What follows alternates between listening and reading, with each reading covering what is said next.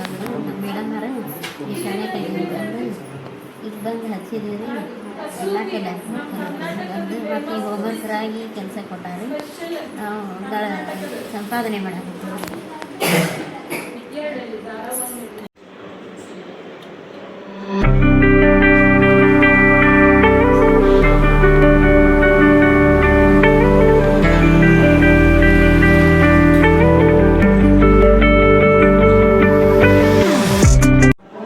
ನಾನಿಲ್ಲಿ operation equip ಇಂಡಿಯಾದಲ್ಲಿ work ಮಾಡ್ತಾಯಿದ್ದೆ 1-2 ಇಯರ್ಸ್ ಬಂತು.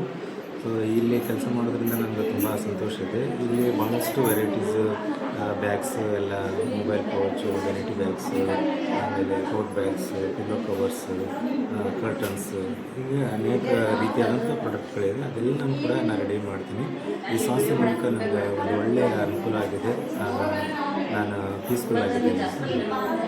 Thank you.